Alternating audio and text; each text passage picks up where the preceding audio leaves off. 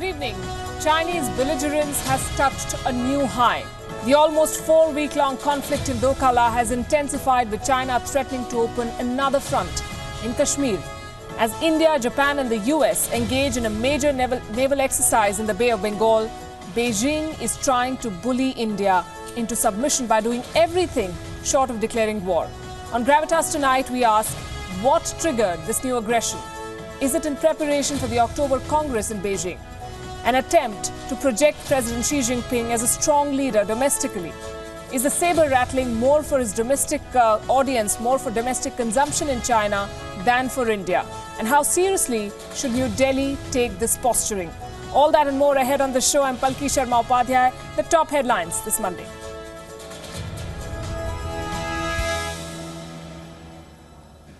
More pressure on Nawaz Sharif. WION accesses a copy of the Panama probe report filed by the joint investigation team today. It says the Sharif family formed a complex web of companies to buy expensive properties. After a series of flip-flops by senior leaders, Rahul Gandhi takes to Twitter, admits that he met with the ambassadors of China and Bhutan. A technical glitch halts trading on the National Stock Exchange for 3 hours. Finance Ministry asks the market regulator SEBI for a report.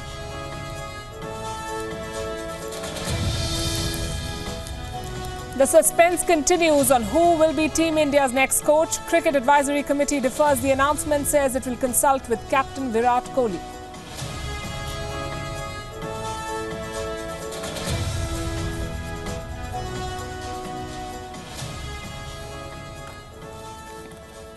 And as always, some specials on this show. Of course, we are going to Pakistan to see what happens to Nawaz Sharif next, with the JIT now indicting his family, saying that they created this complex web of companies. And this coming just months ahead of the federal election next year in Pakistan. So very interesting developments in the neighborhood. Also the story of Mosul. What's the status now? The next big challenges and the big Indian link.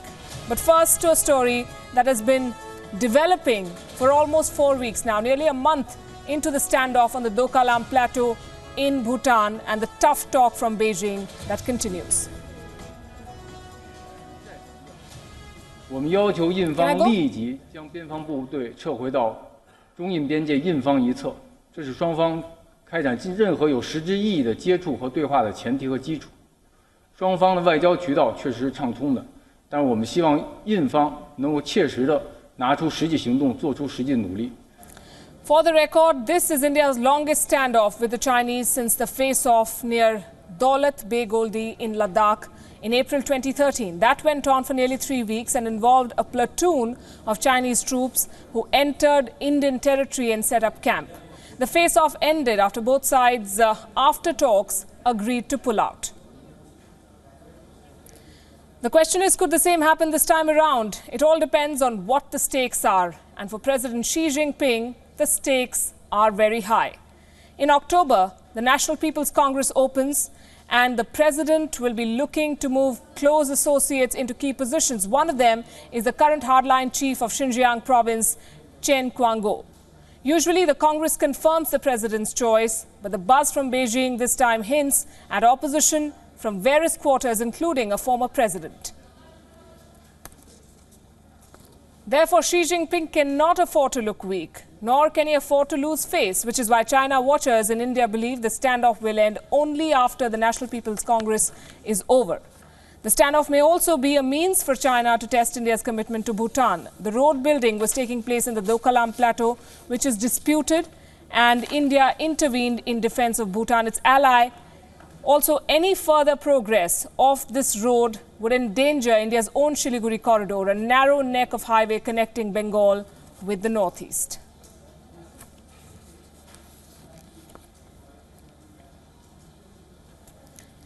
And we have with us this evening on Gravitas Atul Aneja, the correspondent for The Hindu in China, someone who's covered that country and knows it very, very closely, is an expert on Eurasian politics. We also have with us in the studio Abhijit Singh, a senior fellow who heads the Maritime Policy Initiative at the ORF, a senior retired naval officer, a maritime professional and a specialist who has the command experience in frontline Indian naval ships. So a very eminent panel we have. Good evening to both of you.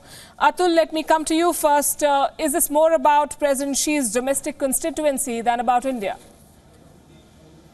Well, that is always a factor, that you have a domestic constituency in play. But quite honestly, I do not see this standoff as being deliberately factored by Xi Jinping for the party congress, 19th Party Congress, which is going to take place later this year. Independent of that, China has been posturing in the South China Sea. It has been also putting a lot of pressure on India in South Asia. You can see it in the case of Nepal, you can see it in the case of Sri Lanka, you can see it in the case of the Maldives.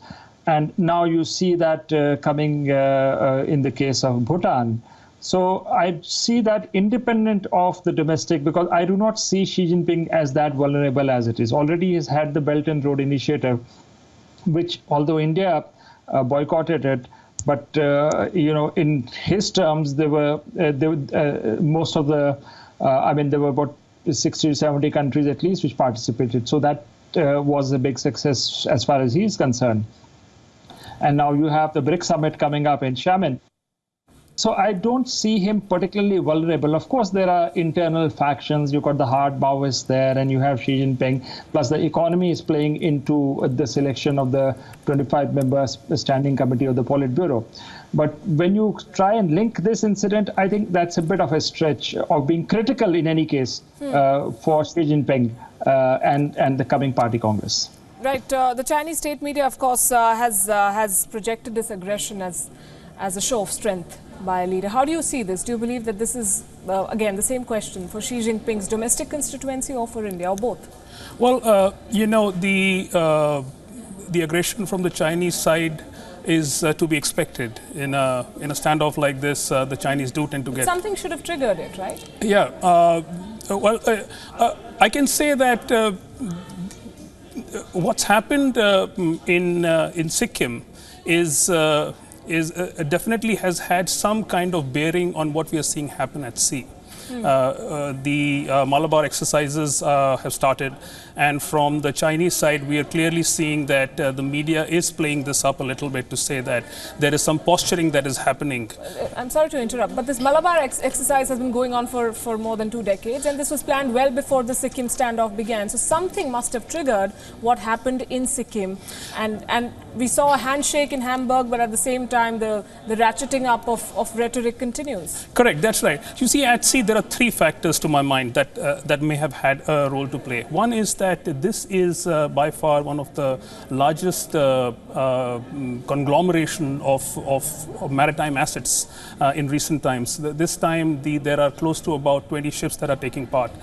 These include 2 aircraft carriers, there are 2 submarines, there is also the Japanese helicopter carrier that hasn't taken part in any exercise in the Indian Ocean as yet. As it is, the Chinese are pretty upset about the fact that the Japanese had deployed this helicopter carrier for about 2 months in the South China Sea. So that in itself is being seen as a signal by China that there is an attempt on the part of India, Japan and the US to somehow raise the tempo of these exercises. Right. But there's also a link being made to the fact that India had just about a few weeks back rejected the Chinese BRI proposal, the Belt and Road Initiative, by not sending a representative to Beijing for the summit. And that in some ways could have had a bearing on the exercises in the manner in which they are being carried out. Let me take this to Atul Aneja. Atul, you said that he's not as weak. His position still remains strong, and this is not about the October Congress. Was China stung by India's boycott of the BRI event? Because the question remains, what is it that caused this Sikkim standoff in the first place? And this very, very tough position that China has taken also in public, giving preconditions for this to be resolved. Well, I would agree with Abhijit that the Belt and Road Initiative, India's boycott of the Belt and Road Initiative, is something which the Chinese have been smarting about. But honestly, I think there was one critical factor which took place, and I think that is the building of 10-kilometer bridge in Sadia connecting Arunachal Pradesh. I think that is something which the Chinese have taken note of, that, you know, after so much of decades of neglect, India is finally building its infrastructure in the northeast. And that is a factor. And you know, the asymmetry in a way remains, and it's quite wide, this asymmetry, but yet you see a concerted attempt for the first time in India of trying to bridge this asymmetry and improving infrastructure over there. They want, I don't think the Chinese want those new facts on the ground to be created by India. So in this particular case, you know, the standoff near the Chumbi Valley and then the exposure of the Siliguri corridor, I think this might have been one of the major triggers to this. So I don't see it more in sentimental terms. I think this is more in strategic terms, India building its infrastructure and Chinese attempt to preempt that from happening. But that's not succeeded because Indians moved the forces, you know, before a fait accompli could be created. And that is, the Chinese have been so angered, and you see this volley of strong statements coming, not just for the Global Times, because Global Times really is not really one would always take seriously, but more serious is the statements coming from the Chinese Foreign Ministry, which are pretty strident. But I think they've been really angered by the fact that India could take a preemptive measure and not allow the road and not allow the fait accompli to take place. Right. Stay with us, Atul and Abhijit. Let's dwell a bit more on the point that Atul raised, China's territorial claims. And according to one newspaper report, China occupies a surface area, Indian surface area, which equals that of a North Indian state. These claims to territory are quite another matter. Of course, internationally, China has borders with 18 countries and it has laid claims to their territories. Let's begin with Japan. China claims the Ryukyu Islands as its own on the grounds that centuries ago it was a vassal state of China. It claims large parts of Vietnam, citing historical precedents dating back to the 14th century. It also claims that the Paracel and Spratly Islands in South China Sea are its own. China even claims parts of Nepal, although it is careful not to voice such claims loudly. It rejects the Philippines' claim over Scarborough Shoal and has even occupied it. It also claims all of Taiwan, an island lying not far from the Chinese mainland. China has made claims to the territory of Kazakhstan despite territorial agreements signed from time to time between the two countries. It says parts of Kyrgyzstan are actually China's. It also lays claim to Mongolia and the Afghan province of Badakhshan. Clearly, the border standoff with India reflects a larger China policy of putting pressure on neighbors, keeping them off balance before making fresh demands on them. Abhijit, the dragon is evidently the biggest land shark in the region. How does China get away with this? Well, the Chinese have been doing this for a long time. And at sea, it's interesting that the Chinese have reclaimed in the South China Sea close to about 3,000 acres. And they are now building maritime infrastructure on these islands. The calculation from the Indian side is that if the Chinese manage to firm their grip over the South China Sea through a more assertive hold over the Spratly and the Paracels, then it is going to become easier for China to project power into the Indian Ocean region. Already we see that happening. The Chinese submarine deployments are on a rise in the Indian Ocean region. Just in the past 4 years, there have been about 7 Chinese deployments, including both the nuclear submarine, the Chinese nuclear submarine, as well as their conventional submarines.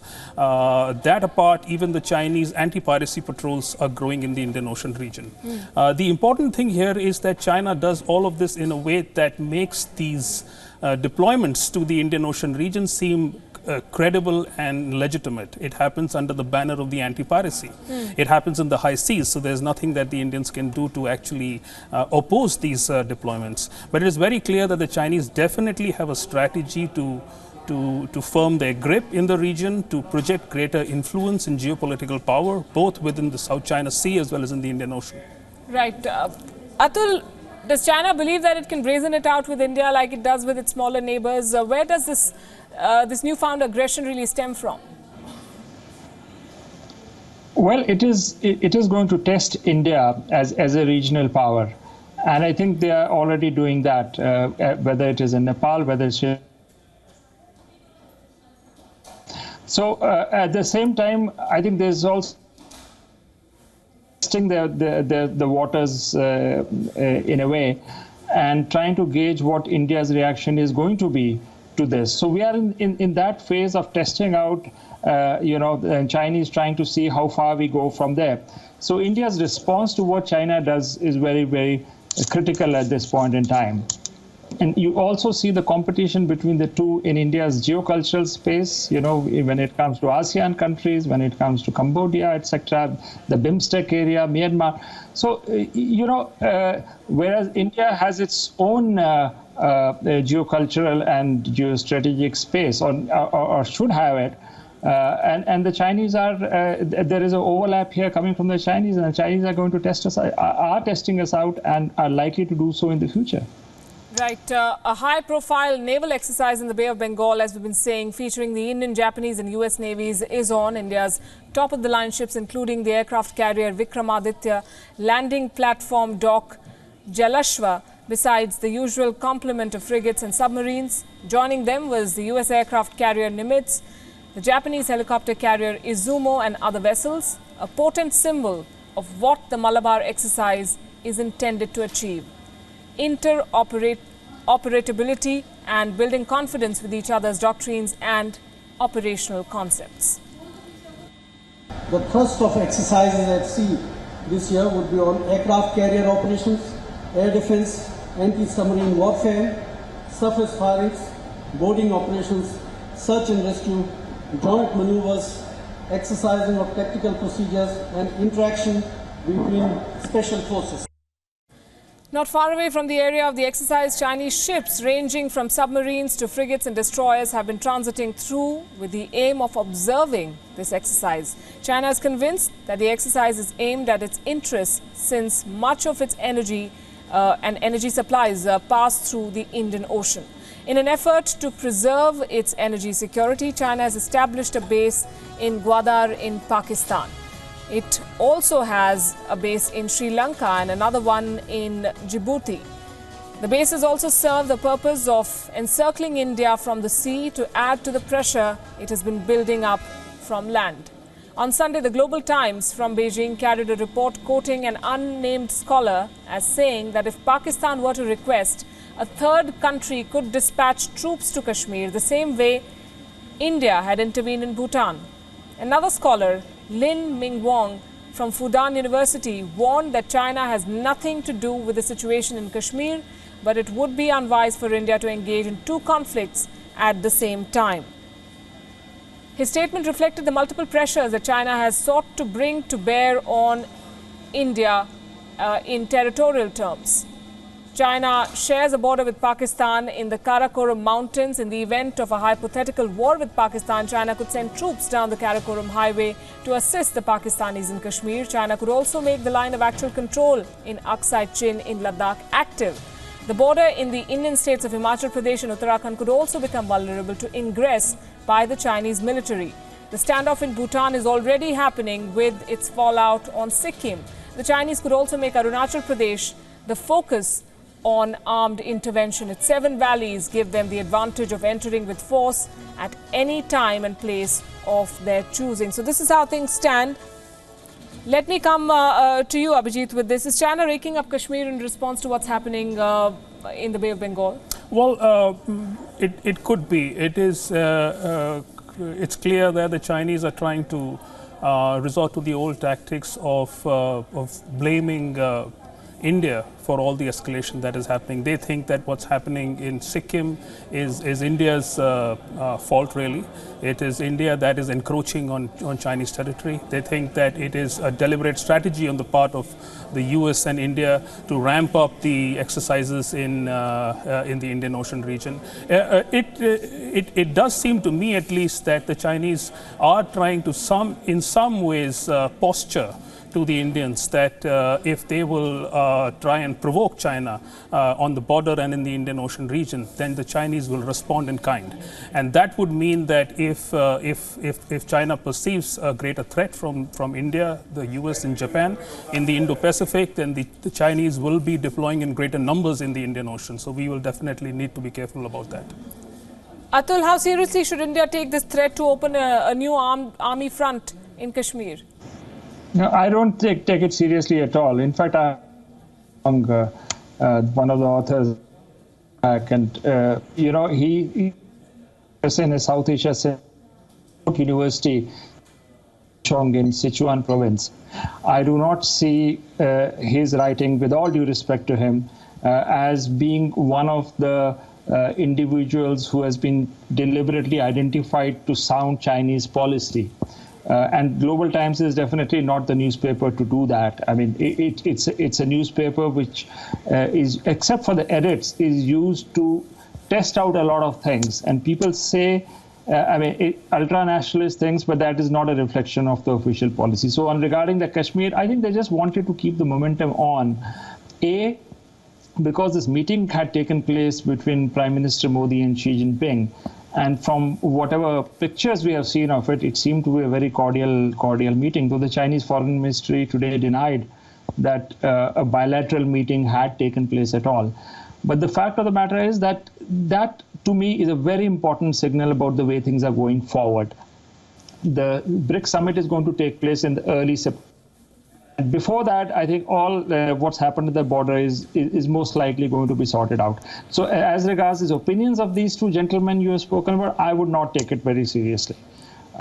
There's also another thing which has happened is the Chinese own position regarding Doklam, and the Bhutanese being an area of where the Bhutanese and the Chinese have been having the border. It's a dispute.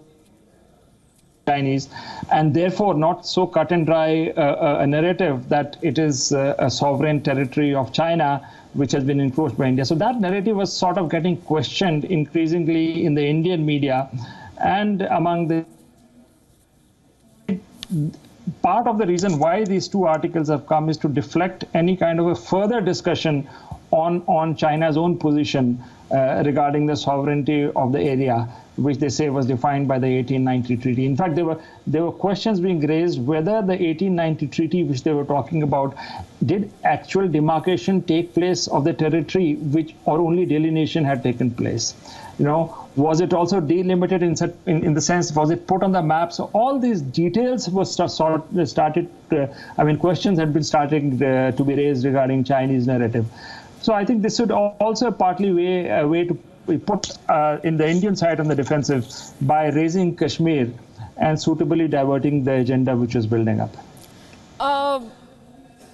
Is the Chinese worry unfounded, you believe? What is this Malabar exercise really? And this has been happening for more than 2 decades now. So why the strong reaction now? Okay, first, let me just say a few things about Sikkim. And I think the Chinese, this is a point that's been made in the media earlier, is that the Chinese this time seem upset about what has happened is because they see India as a third country. This was not a border that they shared with India. In fact, the 1890 treaty, the Chinese narrative is that the 1890 treaty was very clear in demarcating that boundary between Tibet and Sikkim, and therefore the Indians had no business coming onto their side. I think the Chinese see that they have a strong case and that they don't want to escalate the matter on land, but they somehow want to rake up Kashmir to tell India that if India can do this to them using Bhutan, then they can well do this to India and Kashmir using Pakistan. That is the equivalence that is a false equivalence, but that's the equivalence that is sought to be drawn. About Malabar, the Chinese have officially said that they don't have anything to worry about, but it is the Chinese media that is playing this up. It is bringing up all of these facts that I brought out initially, that this is a big exercise. There's over 20 ships that are taking part, and the fact that there is the Japanese helicopter carrier that is going to take part, and this is going to do anti-submarine warfare exercises. So therefore, definitely this is aimed at in some ways undermining China or signaling to China that that this aggression in the Indian Ocean is somehow meant to posture to them that they should be careful about their activities both within the South China Sea and the Indian Ocean region. Right. Atul, what is the Chinese media saying about this exercise? How does China perceive this and why does it feel threatened? Very interesting. And quite, Abhijit has already pointed this out, but the main focus seems to be the anti-submarine component of this exercise. Because even the Chinese write-ups which have emerged, not so much in the mainstream media, but more in terms of blogs, and you have this social networking site called WeChat. This is blog. So some I have read yesterday, which have come out on this. So they're very worried about the anti-submarine. They're specifically pointing to the P-8 aircraft which India has acquired from the United States for anti-submarine warfare. They've specifically pointed about the helicopter carrier of the Japanese, which is capable of anti-submarine. And they have acknowledged that under the cover or words to that effect of the anti-piracy missions in Africa or the Gulf of Aden, that the time has arrived for submarines to come over there to be part of the naval contingent.